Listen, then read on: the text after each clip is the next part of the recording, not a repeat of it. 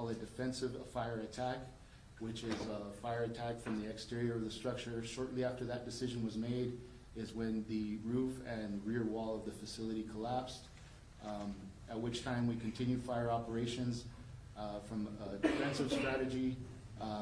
That's where you see the aerials up with water towers attacking the fire from the exterior. Approximately 2 hours after the first arriving unit, the incident was called under control. The fire was extinguished.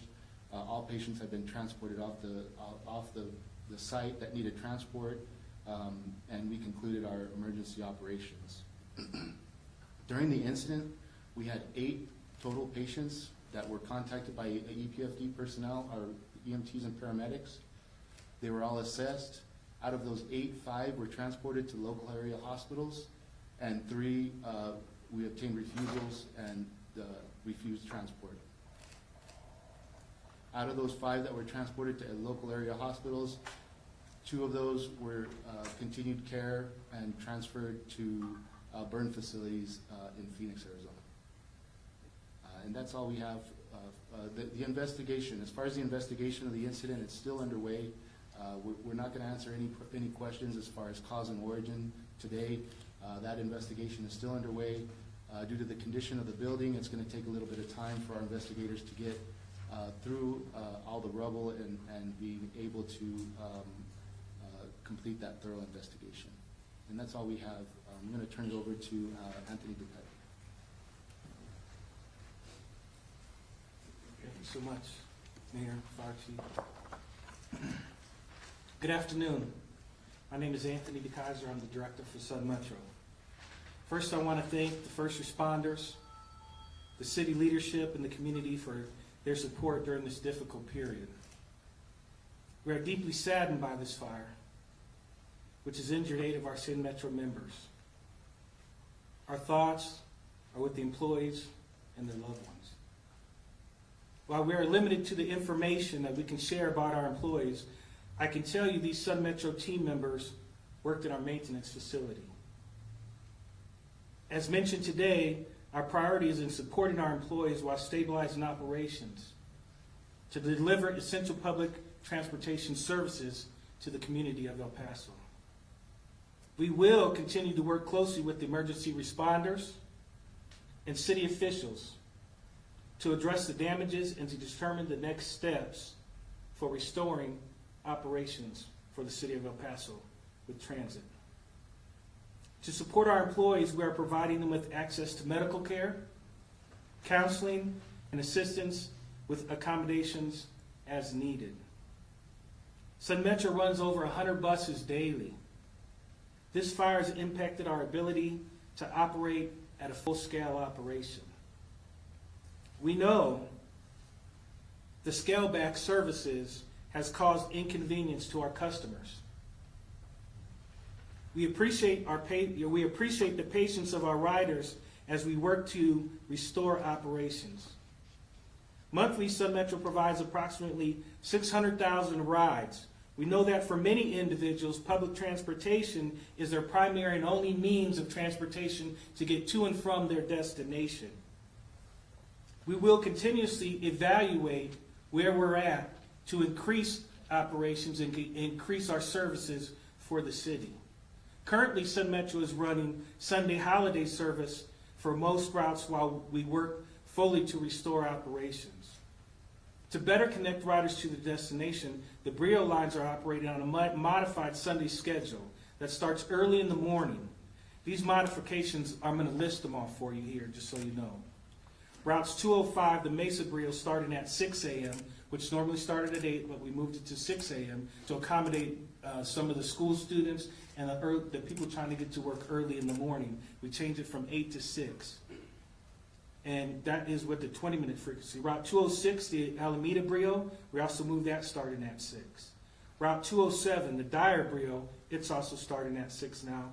And Route 58, the East Side Connector, is also running.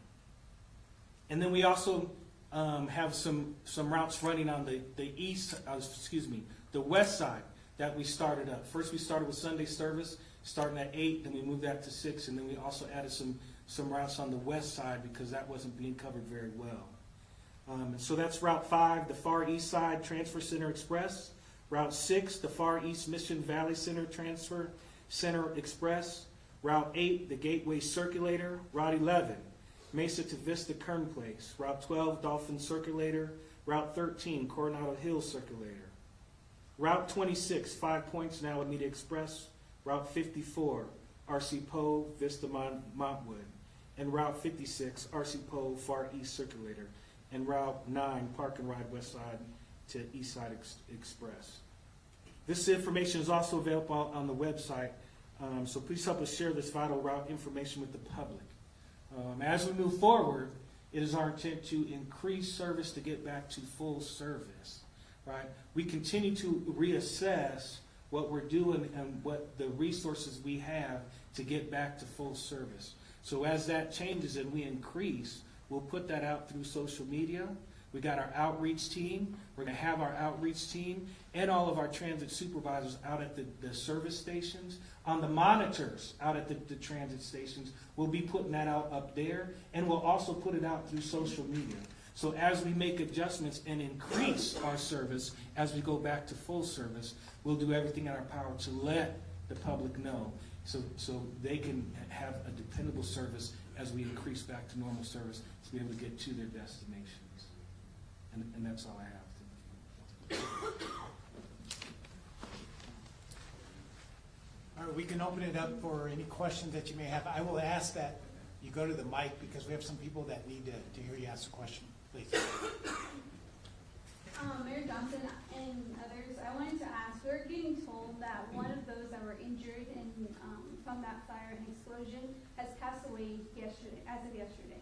Are you able to confirm that and the condition of that person and possibly any others that were injured? Good afternoon. Just because of the respect that we have for the families and their individuals, we're not releasing any information as far as the status of any of the employees that were transported or their condition.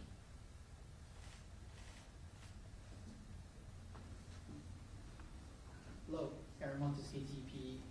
What is the estimated damage of this incident, but also what kind of assistance will the employees who are injured seriously and critically get? And how long do you expect your investigation to last? So for the investigation, we're planning for this investigation to last a couple of weeks. Just because of the current state of the building, we don't have damage estimates currently. Again, we want to be able to complete the entire investigation before we make any assessments or damage, place any dollar amounts to that. As far as the employees and the assistance that they're receiving, I'll defer that to Mr. DeKaiser. So right now, the assistance that the employees, again, I'm Anthony DeKaiser, the director for Sun Metro. So right now, the assistance that the employees are getting, like all of the employees for Sun Metro are getting the ability to talk to healthcare providers. We're bringing those in and bringing them on site in case anybody has any concerns that they might need to talk to a mental health care. They also have the ability to come in and fill out workers' comp so that any injuries that they may have sustained in the incident are covered by Sun Metro, or the city. So any injuries that are related to this will be covered by the city who's self-insured. Hi, Lauren Bly with ABC7. How many buses were damaged that were used in rotation? And does that continue to change route times? How long are people going to continue to change their daily transportation route? So the amount of buses that were in the bay were 14 buses. But really, that doesn't really have anything to do with the amount of the changes in the schedule. The changes in the schedule were based upon Sun Metro being able to provide safe buses for transporting our citizens. That has to do with being able to do the services and make sure the buses are safe. And so you have an amount that has to be ready for pullout, and that's 105 buses. So we have to assess the situation, make sure we have maintenance facilities and maintenance personnel and the other resource ready to put those buses on the street. The reason for the decrease was to ensure that that's in place in order to increase the number of buses that we can put on the street safely for transportation. In the near future, we're going to continue to increase services until we can get back to full services. And Mayor Johnson, you said keeping the public informed. How are you going to keep the public informed? I mean, we're getting a lot of questions. This news conference took 2 days to put together when some cities would have taken 2 hours. Yeah, so this is, as you can imagine, this is a very active scene, and there's a lot of investigations that fire still needs to go through. So we want to give it enough time that we can get all the information that the public needs, and we will make sure that as soon as we find out the information, we will give that to the public, and you guys should know. But again, it's an active scene. It's something we didn't expect to happen, and we're dealing with a lot of investigations, and they're still doing that. So as soon as we find out more information, we'll pass it on to you. And what safety protocols do you have in place?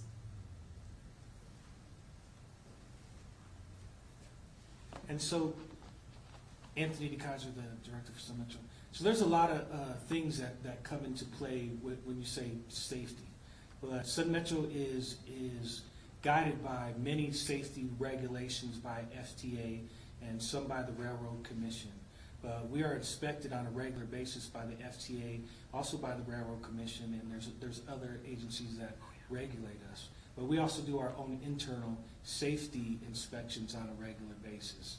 And I can tell you that we just completed an internal safety inspection on the maintenance bay just a few weeks ago.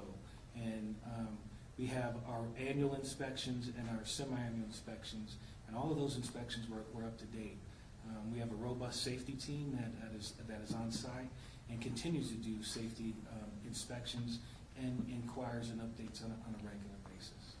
And what's the average cost of the regular bus versus the Brio bus? So the average cost of a 35 to 40 foot bus right now is somewhere around $1 million, and the average cost of a Brio bus is somewhere around $1.4 million. Diego Mendoza, El Paso Matters. Any sensitive materials that burn in this fire, whether any hazardous pollutants or chemicals were involved that could affect the air quality for the immediate area? So I'm going to defer that to the fire chief.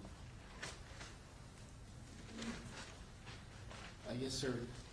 Jonathan Killings, El Paso Fire Department. So this being a maintenance facility, there are a number of mixed chemicals within that facility. One of the good things that we had that worked in our favor for the environment on that day was the winds. So a lot of that material would be dispersed, and the direction of the winds would go off into the desert.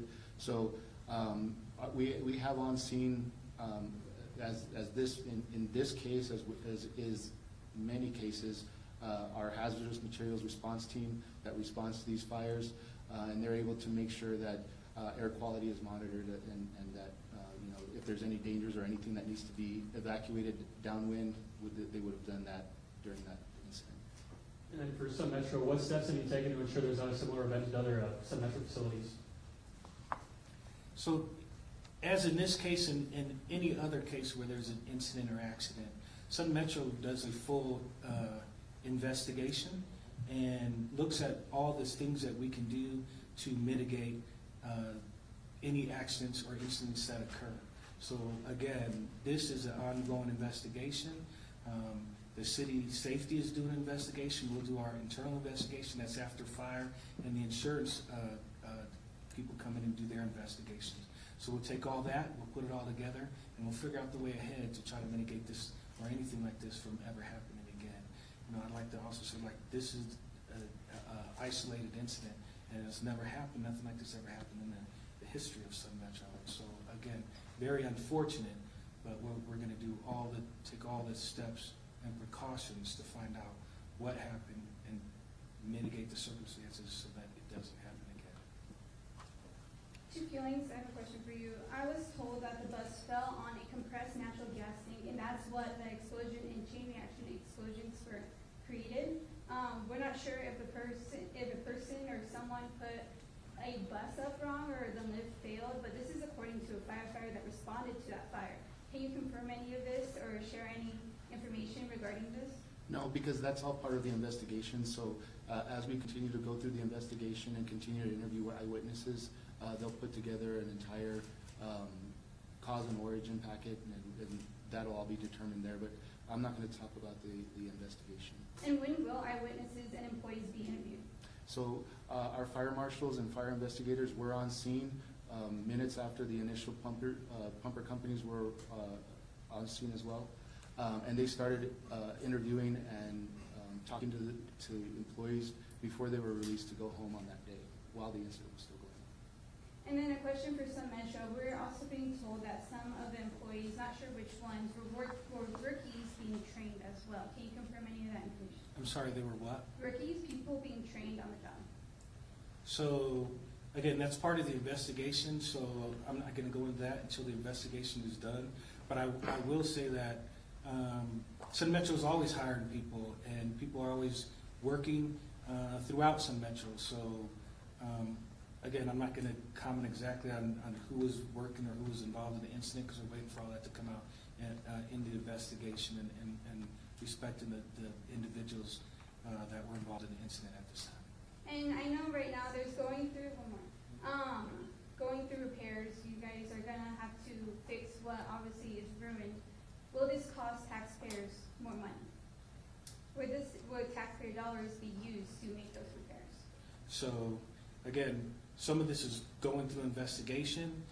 The city is self-insured, so there is insurance. Once the investigations are done, some of the answers to your questions will be fleshed out in that, and we'll have more information in the future.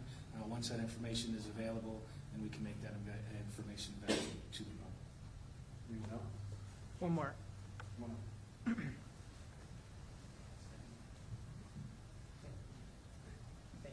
Just technical question, Chief. The collapse of the roof, is that due to just the strength of the fire hose, or was it already like that when you all responded?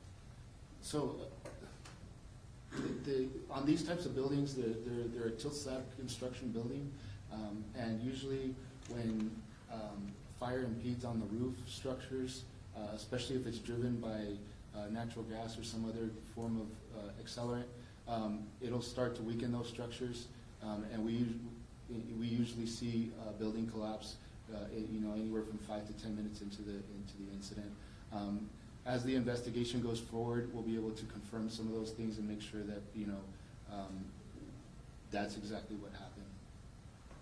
Last question? Can you all say how many employees or staff were in the general vicinity at the time? I'll let Mr. DeKaiser talk about that.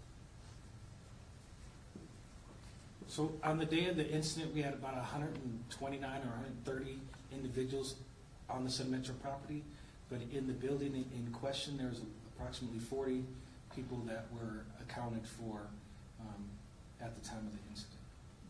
And 8 of them injured. Thank you all. Thank you all.